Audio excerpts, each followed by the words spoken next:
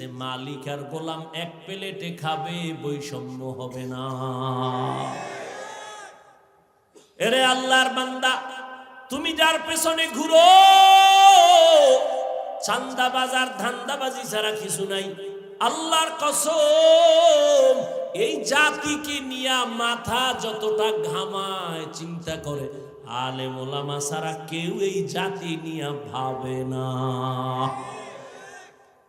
তো বলবেন এরা কি করে? এরা নিজের চেয়ার লইয়া ভাবে, নিজের দল কেমনে বড় করবে সেই ভাবে। আর আলেম ওলামাগো ভাবনা হইল ইমামতি থাক আর যাক, ওয়াজ মাহফিল হোক না হোক, জালেমের সাথে জনগণের জুলুম করার সুযোগ দেওয়া হবে না। এই জন্যই তো ছাত্র জনতার বৈষম্য বিরোধী আন্দোলনে ওলামায়ে কেরাম জীবনকে বাজি রাইখা ছাত্র লইয়া মাঠে নামছে, তো সফলতার চাঁদ উড়ছে।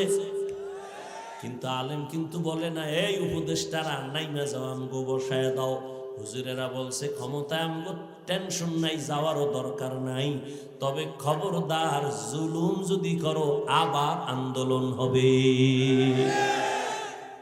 মুসলমানের আন্দোলন একবার না বারবার, মুসলমান জীবন একবার দেয় না বারবার দেয় জালেমের বিরুদ্ধে। এই জন্য সরমনাই বলে আসছিলাম, কাফনের কাপড় হাতে রেডি রাখো, যখন আবার ডাক আসবে ময়দানে নামতে হবে। তুমি নাকে তেল লাগাইয়া ঘুমাইও না। মুসলমান তো নিশ্চিন্তায় ঘুমাবা ওই দিন ইসলামের স্বাধীন হবে যেদিন। মুসলমান তো নিশ্চিন্তায় ঘুমাইবা ওই দিন এদেশের মাদ্রাসা আর মসজিদের কমিটিতে সুদখোর বেনামাজি থাকবে না যেদিন।